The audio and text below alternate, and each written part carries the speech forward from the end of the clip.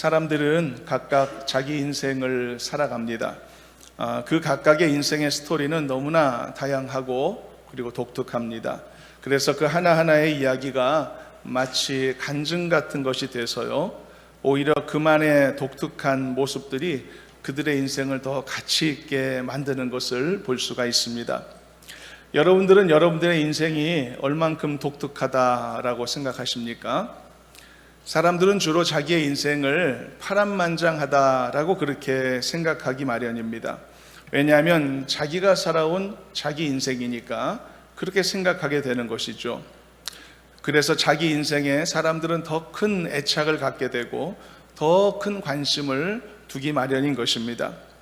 그래서 자기 인생이기 때문에 작은 일에도 훨씬 더 기뻐하거나 더 많이 아쉬워하거나 때로는 더 많이 힘들어하면서 더 슬퍼하면서 그런 식으로 지내왔기 때문이죠. 그래서 자기의 인생들을 생각해 볼 때 굴곡도 많고 참 사연도 많다, 그렇게 생각하는 사람들이 대부분인 것입니다.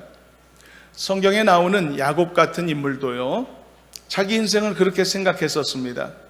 모세는 안 그랬을까? 모세도 그랬습니다. 다윗은 어땠을까요? 다윗도 자기의 인생을 파란만장하다, 그렇게 생각할 법한 인생이었었습니다. 그러나 이런 사람들만이 자기의 인생을 그렇게 생각지는 않을 것입니다. 지금까지 살아온 여러분들의 인생도 만만치 않았던 것이 사실이 아닙니까? 아마 여러분들도 지금까지 살아온 인생의 이야기를 풀어놓기 시작한다면 한도 끝도 없을 것이라고 생각합니다.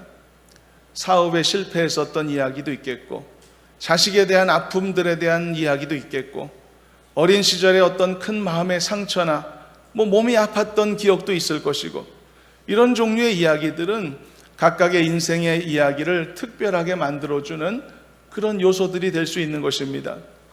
아마 지나온 1년의 시간만 우리가 돌아보더라도 우리는 많은 이야기를 나눌 수 있을 것입니다. 그렇다면 여러분들의 신앙의 스토리는 어떨까요? 여러분들의 신앙의 여정도 여러분들의 인생만큼이나 파란만장하셨나요? 아니면 비교적 큰 어려움 없이 순적하게 믿음 생활 해오셨습니까? 아마 이 질문에 대해서도 여러분들은 굉장히 다양한 답을 아마 내어놓으실 것입니다. 어떤 분들은 정말 힘들고 참 어렵게 신앙을 가진 분들도 있을 것이고, 어떤 분들은 자신이 언제부터 거듭난 사람이 되었는지도 잘 기억이 나지 않을 만큼 편안하고 순종하게 신앙생활 하신 분도 있을 것입니다. 그러나 어쨌든 대부분의 성도들은 예수를 믿게 된 동기와 또는 과정들을 돌이켜볼 때 나름대로 독특하고 그리고 다양한 사연들을 가진 신앙의 스토리들을 갖고 있는 것입니다. 오늘 본문에는 두 사람의 주인공이 등장합니다. 그런데 내용을 보게 되면 이 두 사람이 신앙을 갖게 되는 동기와 그 과정이 간략하게 나타나 있습니다. 한 사람은 빌립이고 또 한 사람은 나다나엘이라는 사람입니다. 이 두 사람은 어떻게 보면 전혀 다른 형태로 예수님을 만난 사람이다라고 할 수 있습니다. 우리는 이 두 사람이 예수님의 부르심을 받고 예수님을 만나게 되는 과정을 잠깐 살펴보려 합니다. 그리고 이 말씀의 내용을 통해서 우리도 역시 각각 새로운 한 해를 살아갈 수 있도록 이 귀한 새해 첫 주일에, 첫날에, 첫 시간부터 주님의 부름을 받아 이곳에 서 있는 사람으로서 우리가 이 자리에 서게 된 그 자체가 이미 하나님이 나를 부르신 부르심이 이루어진 사건임을 기억하면서요, 어떻게 하나님의 부르신 이 부르심을 잘 응답할 수 있을까? 그래서 얼마나 이 하나님이 불러주신 한 해를 잘 살아갈 수 있을까에 대해서 돌이켜보고 생각하며 결단하는 이 귀한 시간이 되었으면 좋겠습니다. 우리는 이 두 사람이 예수님을 만나게 된 과정을 살펴볼 때 또 반대로 먼저 나다나엘을 예수님께로 이끌었던 빌립의 모습을 조명하고요, 또 하나는 이제 빌립의 전도를 받아 예수님을 만났던 나다나엘의 모습을 한번 보도록 하겠습니다. 그리고 우리는 이 전체의 내용을 통해서 두 가지 종류의 부르심을 생각해 보려는데요. 하나는 이미 하나님이 허락해 놓으신 이 한 해를 살아가야 될 생활인으로서 부르심도 있는 것이죠. 삶을 살아내야 되니까. 또 하나의 부르심이 있죠. 우리는 본문에 나오는 빌립이나 나다나엘처럼 복음을 전해야 될 사명, 직분자로서 그 직분을 감당해야 될 사명자로서의 부르심도 우리에게 주어진 것이거든요.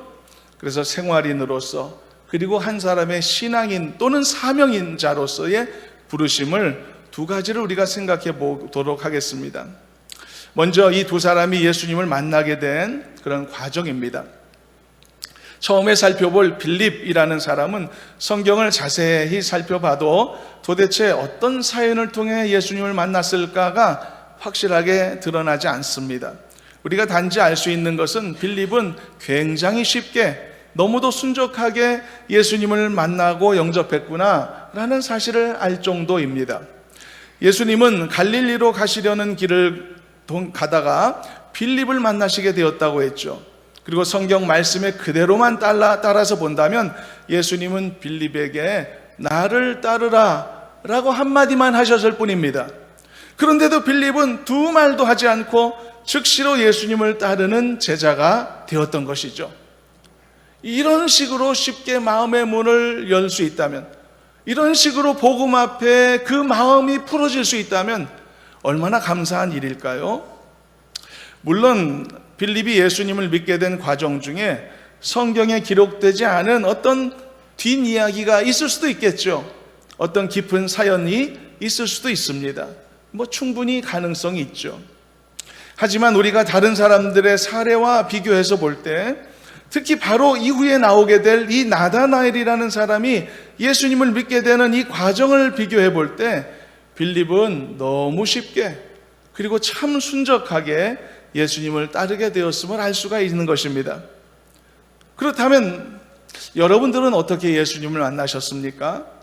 그 과정이 빌립처럼 순적했습니까?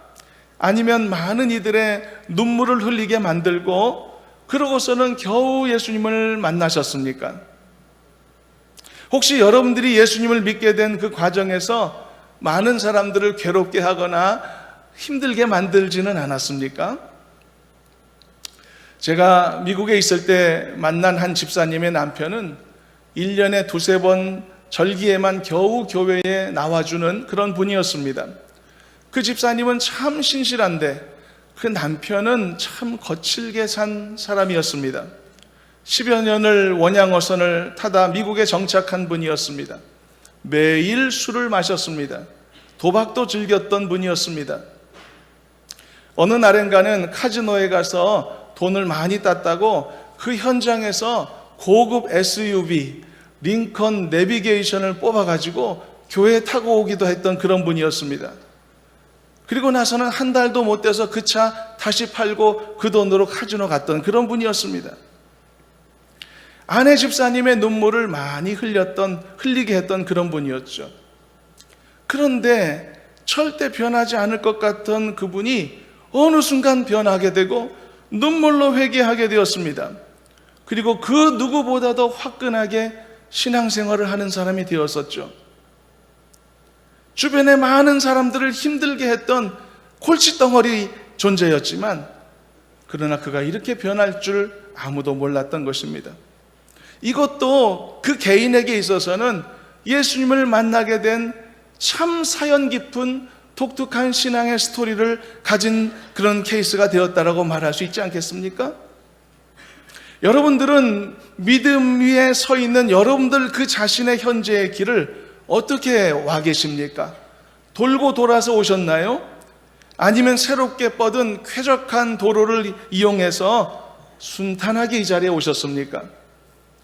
여러분들이 스스로 생각할 때 비교적 순적하게 지금까지 신앙생활했다 생각이 든다면 하나님께 감사하시기를 바랍니다.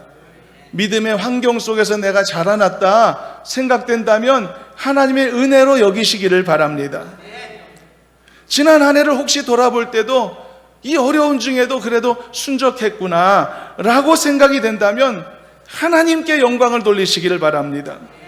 왜냐하면 순적함이나 편안함이나 무난함이나 무탈함 같은 것은 절대로 공짜가 아니고 하나님이 허락하시는 특별한 선물이기 때문입니다. 그러나 파란만장한 삶을 살았다고 해서 하나님의 은혜가 없는 것은 아닙니다.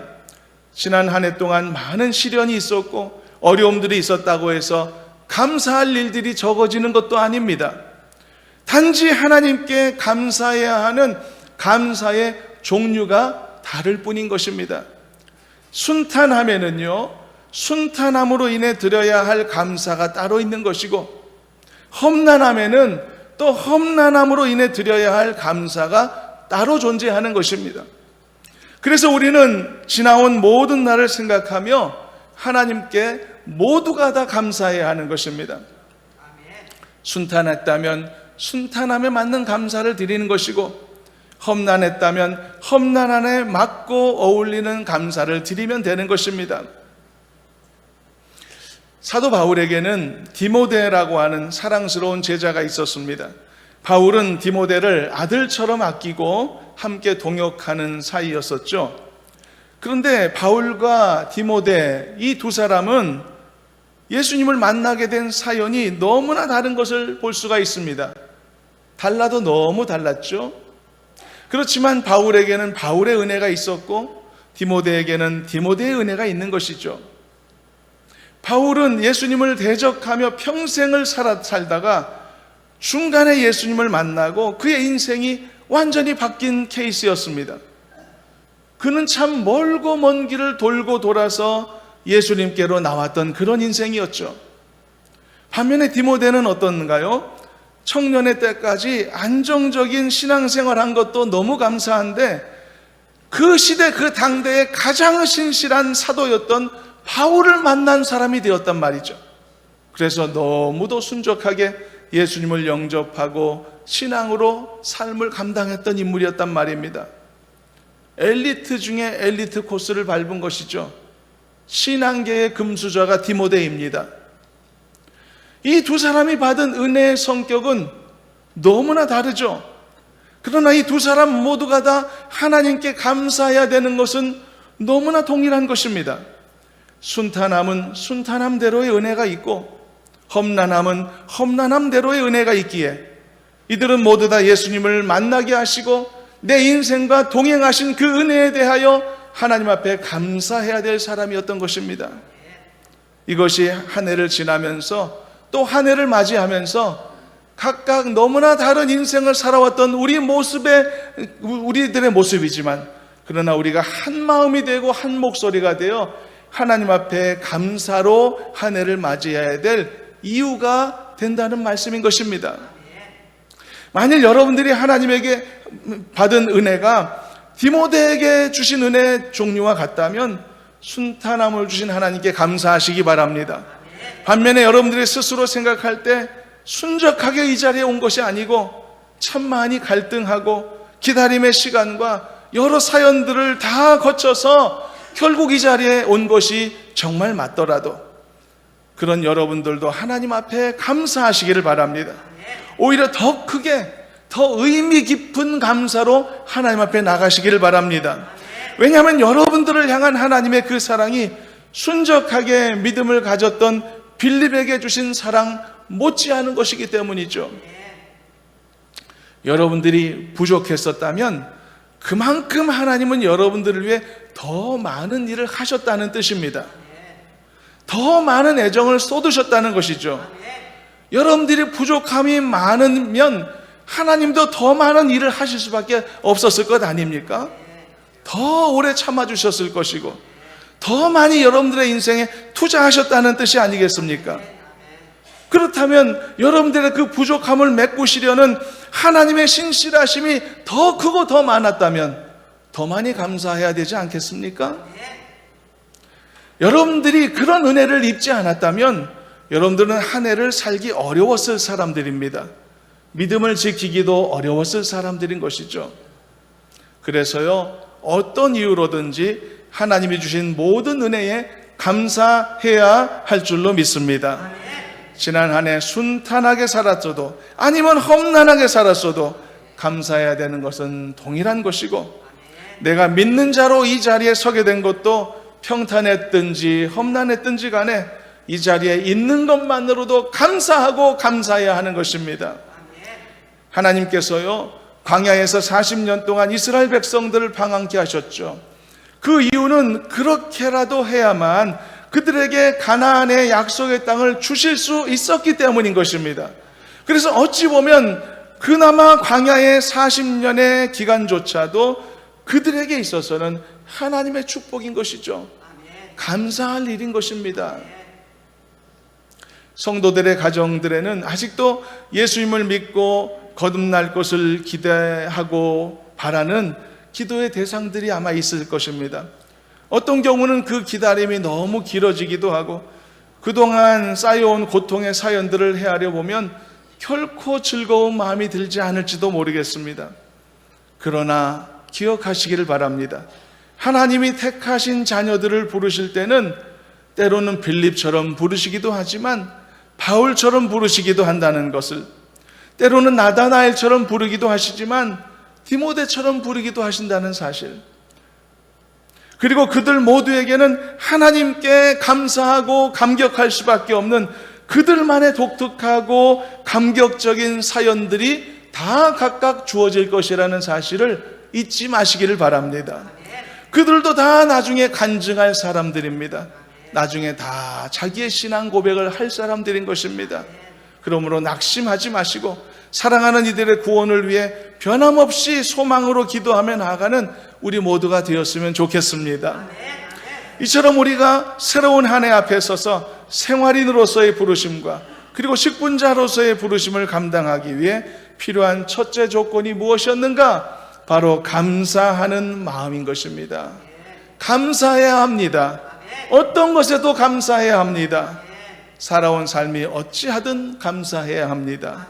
이것이 하나님의 자녀된 사람으로 새로운 한 해를 살 수 있는 가장 중요한 자격 조건이었습니다. 두 번째로 살펴볼 사람을 보겠습니다. 그는 나다나엘이라는 인물입니다. 이 사람은 빌립에 비한다면 주님께로 오게 되는 과정이 참 복잡했다라고 말할 수 있습니다. 빌립과 나다나엘은 서로 잘 아는 관계였던 것으로 보여집니다. 왜냐하면 빌립이 예수님 만나자마자 처음 간 사람이, 전도한 사람이 나다나엘이니까요. 그런데 빌립은 처음에 나다나엘에게 가서 예수님을 소개했을 때 상당히 큰 마음의 상처를 받았습니다. 왜냐하면 나다나엘에게 보기 좋게 거절당했기 때문이죠. 이에 관한 기록인 45절에서 46절 앞부분만 한번 잠깐 함께 읽어보도록 하겠습니다. 자, 함께 읽어봅니다. 빌립이 나다나엘을 찾아 이르되 모세가 율법에 기록하였고 여러 선지자가 기록한 그 일을 우리가 만났으니 요셉의 아들 나사렛 예수니라. 나다나엘이 이르되 나사렛에서 무슨 선한 것이 날 수 있느냐. 아마도 빌립은요, 나다나엘도 자신처럼 아주 쉽게 예수님을 믿을 수 있을 것으로 생각했던 것 같죠. 왜냐하면 자신도 역시 그렇게 순적하게 예수님을 향해 마음을 열 수 있었기 때문입니다. 그러나 빌립의 생각은 아주 순진한 생각이었던 것이죠. 성도들의 가정의 자녀들 중에 어쩔 수 없이 믿지 않는 배우자와 결혼하게 되는 경우가 간혹 있기도 합니다. 간절히 원했지만 그렇게 되지 못했던 경우들도 있을 수 있겠고, 때로는 그 문제를 그렇게 중요하게 여기지 않아서 쉽게 그런 선택을 한 경우들도 있을 것입니다. 그런데 믿는 자로서 그런 선택을 하게 됐을 때 당사자는 반드시 이런 생각을 하게 되어 있습니다. 그것은 내가 결혼한 후에 나는 얼마든지 나의 배우자를 교회로 인도할 수 있을 것이라는 생각을 하게 됩니다. 그러나 이런 자신감이 때로는 통할 때도 있지만 통하지 않는 경우들도 많은 것을 볼 수가 있죠. 내가 쉽게 예수님을 믿었다고 해서 모두가 다 쉽게 예수님을 믿는 것은 아님을 알 필요가 있는 것입니다. 그러므로 내가 예수님을 믿게 된 이 은혜는 내가 지금 생각하는 것보다 훨씬 더 큰 은혜라는 사실도 알 필요가 있는 것입니다. 빌립은 나다나엘로부터 거절당했습니다. 나다나엘은 그렇게 쉽게 예수 믿을 생각을 하지 않았던 것입니다. 그는 단박에 빌립의 말에 반박을 던집니다. 나사렛에서 무슨 선한 게 날 수 있느냐?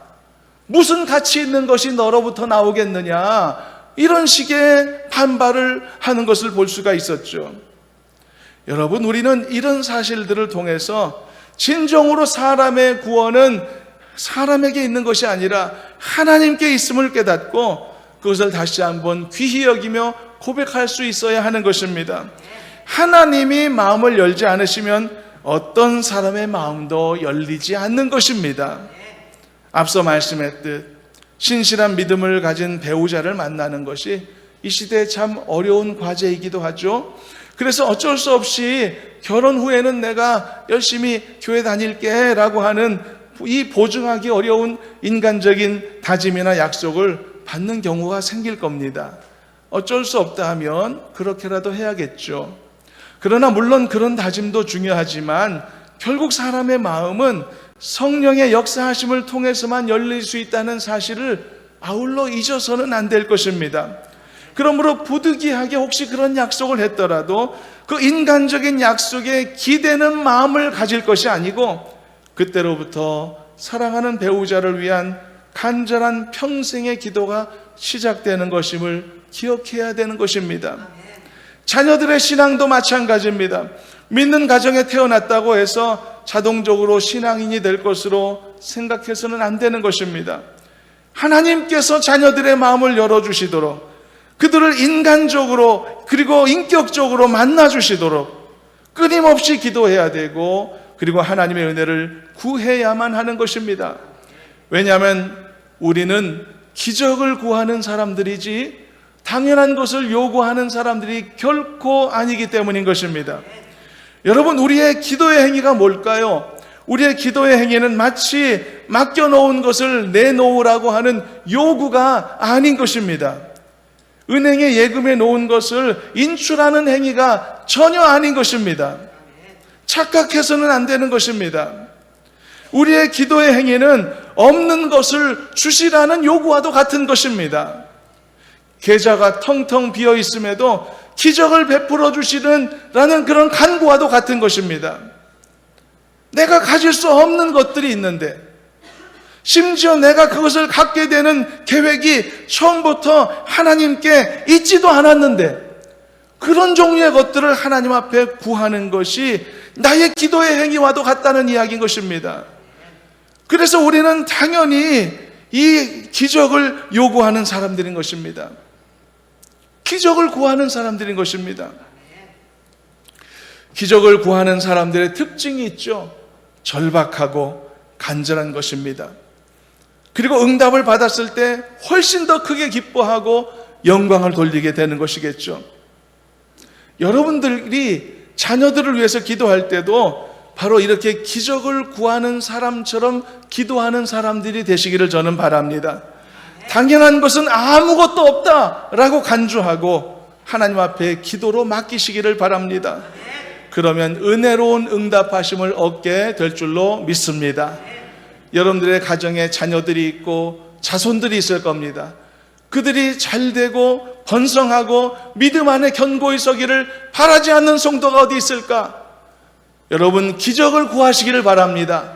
당연한 것 아닙니다. 하나님이 행하셔야 이루어질 수 있는 것임을 기억하시며 여러분들의 자녀 손들을 향한 모든 하나님의 품게 하신 그 소원들을 하나님 앞에 올려드릴 때 기적을 구하는 사람으로 구하고 그리고 반드시 있어야 될 것을 하나님께서 베풀어 주실 것을 소망하는 마음으로 기적을 다루는 사람처럼 하나님 앞에 나아가는 저와 여러분들의 귀한 기도의 입술이 되기를 주님의 이름으로 축원합니다.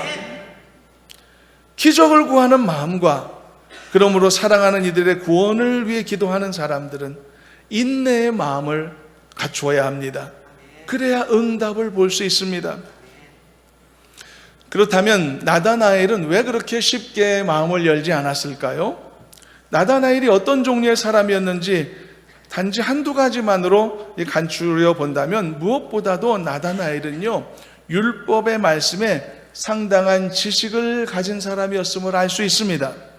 그가 나사렛에서 무슨 선한 게 날 수 있어? 라고 자신 있게 말했던 이유는 그가 지역 감정 가져서라기보다는 나사렛이라는 어떤 동네의 편견도 있을 수 있겠지만 그게 중요했던 게 아니고 구약 성경에 따르면 하나님의 아들 메시아는 절대 나사렛에서 날 수 없음을 알고 있었기 때문이었던 것이죠.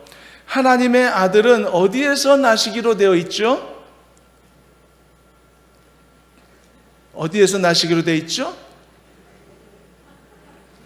베들레헴에서 나시기로 되어 있지 않습니까? 그러나 비록 그가 알고 있는 이 성경의 지식은 정확한 것이었지만 오히려 그 정확한 성경 지식이 그를 강팍하게 만들었고 고주식한 사람으로 만들었던 거죠. 그래서 좌우를 살펴볼 수 있는 여지를 스스로 닫아버린 결과가 되고 말았던 것입니다. 예수님이 어디에서 태어나기로 하셨죠? 그래도 답을 안 하십니까? 예수님이 어디에서 태어나기로 하셨죠?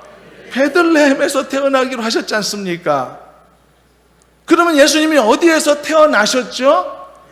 베들레헴에서 태어나셨죠.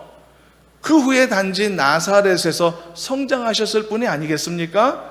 그렇지만 나다나엘은 이런 사실을 확인하고자 하는 마음조차도 없었던 것이죠. 그래서 그가 가진 성경 지식 그리고 그것에 대한 자기 확신에 사로잡혀 더 먼 곳을 내다볼 수 없었기 때문에 나다나엘은 이처럼 즉시 예수님을 영접지 못했던 것입니다. 여러분, 오늘날에도 예수님을 향해서 복음을 향해서 마음의 문을 좀처럼 열지 못하는 사람들에게 이와 유사한 모습이 얼마든지 있을 수 있는 것을 보게 되죠. 그리고 때로는 이미 예수님을 믿고 있는 성도들에게도 이런 식의 편견들이 곳곳에 있을 수 있는 것을 보기도 합니다. 성경을 단편적으로 알고 그리고 그 단편적인 성경 지식이 스스로에게 고집이 되는 사례가 간혹 있는 것이죠. 그래서 이런 종류들의 일이 더 안타까운 것입니다. 아예 복음과 멀어진 사람이라면 몰라도 이렇게 복음과 가까이 있는 사람인데도 그 편견 때문에 더 은혜로 가까이 나아가지 못한다니 그게 더 안타까운 일인 것이죠. 자, 그렇다면 이렇게 복음을 거절했던 나다나엘은 어떻게 됐을까요? 결국 나다나엘의 매몰찬 거절을 당한 상처 입은 빌립은 굳이 율법의 지식으로 예수님을 설명하려는 노력을 포기하고 다음과 같은 것으로 방법을 바꾸게 되었습니다.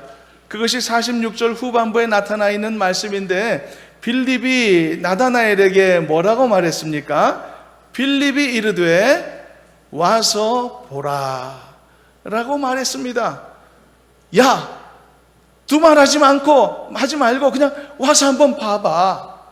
와서 한번 만나봐. 그리고 판단해봐 라고 말했던 것이죠. 그런데 여기에서 놀라운 일이 일어납니다. 그렇게 강팍해 보이고 고집부렸던 나다나엘이 빌립이 와서 보라는 이 말에 반응을 했던 것이죠. 그래서 그는 정말 빌립을 따라서 예수님을 만나기 위해 발걸음을 옮겼던 것입니다. 그래서 예수님과의 역사적 개인적 만남을 가지게 되었던 것이죠. 그에게 기적이 일어났던 것입니다. 그 순간에 예수님을 향해 발걸음을 옮겼던 나다나엘의 그 모습을 우리는 용기라고 부르고 있는 것입니다. 이게 용기입니다. 용기 있는 결정을 했던 것이죠. 나다나엘은 자기 입으로 말했던 것처럼 편견과 불신의 마음이 가득했던 사람이었고 절대로 예수 믿을 가능성이 없는 인물이었었던 것이죠. 그러나 그 자신도 잘 알았던 그 마음의 상태를 뛰어넘어서 그는 자신의 발걸음을 예수님께로 옮기기로 결정했던 것입니다. 우리는 이것을 그의 용기라고 평가하는 것입니다. 왜 용기입니까? 그로서는 그렇게 하는 것이 참 어려운 일이었기 때문입니다. 자기의 사고는 이미 견고한 울타리를 내 속에 만들어 있었습니다. 그것을 뚫고서 바로 그가 변화되는 것은 정말 불가능에 가까운 일이었죠. 그러나 그는 그로서는 정말 하기 어려운 결정을 해낼 수가 있었던 것입니다. 그래서 그것을 용기라고 하는 것입니다. 자신의 편견 속에 갇히지 않기로 한 그의 용기가 그를 살려냈다라고 하는 이야기인 것이죠. 여러분, 우리도 우리의 현 상황을 극복하고 용기를 갖고서요, 새로운 한 해 앞에 서는 우리가 되었으면 좋겠습니다. 그래서 우리에게도 용기가 필요하다고 지금 말씀하는 것입니다. 우리 앞에 놓여진 새로운 한 해가 우리 각각에게 있습니다. 상황에 따라 전망이 어두울 수도 있고 잘 살아낼까 의심이 생길 수도 있을 겁니다. 그러나 때로는 그렇게 걱정하려는 생각을 잠시 멈추고 한번 용기 있게 맞닥뜨려보는 담대함을 갖는 것도 매우 지혜로운 선택임을 아셨으면 좋겠습니다. 빌립이 나다나엘에게 한번 와서 봐라 라고 그렇게 단 한마디로 권면했던 것처럼 하나님께서도 한 해를 앞두고 의심하는 여러분들에게 그래도 한번 살아봐 라고 지금 말씀하시는 것을 잊지 않았으면 좋겠습니다. 이렇게 하나님은 여러분들에게 용기를 북돋우고 계시는 것입니다. 하나님이 나에게 용기를 주고자 하실 때에는 그 도전을 감사하게 받아야만 합니다.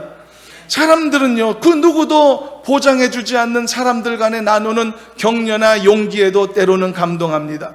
눈물을 흘리고 그리고 그 말에 힘을 얻기도 하지 않습니까? 얼마 전에 자녀들의 일로서 걱정이 많은 어떤 분에게 제가 얼마나 힘드세요? 라고 한마디를 했더니 문제가 해결된 것도 아닌데 갑자기 눈물샘이 터지는 것을 보았습니다. 상황은 바뀐 것이 없었지만 단지 한마디의 그 위로의 말이었음에도 이 감정에 울림이 있었던 것이죠. 사람 간에 나누는 격려에도 이런 효과가 있는데 하물며 그 결과까지 완전하게 보장하시는 전능하신 하나님께서 새로운 한 해를 살고자 하는 나에게 이렇게 용기를 주시는데 어떻게 내가 이걸 거부할 수 있겠습니까? 너 힘든 줄 다 안다. 얼마나 힘들 줄 내가 다 안다. 그래도 살아봐라. 살 수 있어. 한번 해봐라. 하나님이 나에게 이렇게 용기를 주실 때에는 다 이유가 있는 것입니다, 여러분. 하나님이 나에게 너 한번 힘을 내서 살아봐라고 도전하실 때는 다 이유와 근거가 있는 것입니다. 하나님이 다 준비해 놓으셨다는 뜻입니다. 준비해 놓으셨기 때문에 지금 이 순간 이 자리에서 이 강단을 통해 나에게 이 사실을 알려주고 들려주시는 것입니다. 내가 얼마든지 감당할 수 있도록 하나님이 나를 인도해 주실 것이고 다 예비해 놓으셨기 때문에 이런 말씀을 전달하시는 것입니다. 여러분, 하나님은 그런 분이 아니십니다. 준비도 안 하시고서 막 부추기시는 그런 하나님이 절대 아니십니다. 준비가 되어 있기 때문에 살아봐라. 살면 사라질 거야 라고 말씀하시는 겁니다. 그러므로 여러분, 하나님이 주시는 이 격려의 말씀을 감사함으로 받아서 다시 한번 새로운 한 해를 힘있게 살기로 용기 내어 결단하는 온 성도와 자손들 되기를 주님의 이름으로 축원합니다. 이것이 하나님이 허락하신 한 해를 살아가야 될 생활인으로서의 부르심, 그리고 먼저 믿은 성도로서의 부르심과 직분자로서의 부르심을 감당하기 위한 두 번째 조건이었습니다. 이 두 번째 조건은 용기를 갖자는 것이었습니다. 자, 말씀을 정리하겠습니다. 우리는 생활인으로서, 그리고 그리스도인으로서, 그리고 하나님이 주신 사명을 감당해야 될 직분자로서도 우리는 새로운 한 해 앞에 서게 되었습니다. 이제 이것을 감당하기 위해 우리에게는 두 가지 조건이 필요하다, 오늘 말씀을 통해 나누었습니다. 첫째는 감사였고 둘째는 용기였습니다. 우리에게 주신 지난 시간들이 순탄했든지 험난했든지 그에 걸맞는 감사는 우리에게 반드시 필요하다는 말씀을 나누었습니다. 그리고 우리에게 주실 앞으로의 시간들을 감당하고자 할 때도 의심이나 두려움의 마음을 벗어내고 담대하게 새로운 시간을 맞이해야 되는 용기가 필요하다는 말씀도 나누었습니다. 이 두 가지 조건을 잘 갖추셔서 힘있게 한 해를 여는 우리가 되었으면 참 좋겠습니다. 모든 것에 감사하시기 바랍니다. 그리고 용기 내어 새로운 시간 앞에 서시기 바랍니다. 새로운 시간 앞에 자신 없어 하지 마시고 주눅 들지 마시고 하나님이 시작하게 하신 새로운 한 해니까 내가 다시금 힘있게 살아보겠노라고, 하나님이 살아보라고 하시니까 다 준비되었음을 믿으면서 힘있게 발걸음을 내딛는 여러분들이 되셨으면 좋겠습니다. 그럴 때 하나님은 얼마든지 생활인으로서의 사명과 그리스도인으로서의 사명, 더 나아가 나에게 직분을 주신 직분자로서의 사명도 감당하게 해주셔서 놀라운 은혜가 가득한 승리의 한 해가 되게 하실 줄로 믿습니다. 말씀의 은혜와 도전과 그대로 되어지는 순종과 열매가 여러분들에게 가득하게 되기를 주님의 이름으로 축원합니다. 하나님 감사합니다. 지난 한 해를 돌아보며 진심으로 감사하는 마음을 잊지 않게 도와주시옵시고, 새로운 한 해를 맞이할 때 용기를 얻게 해주셔서 믿음과 확신 속에 우리의 발걸음을 내딛도록 복내려 주시옵소서. 예수님의 이름으로 기도하옵나이다. 아멘.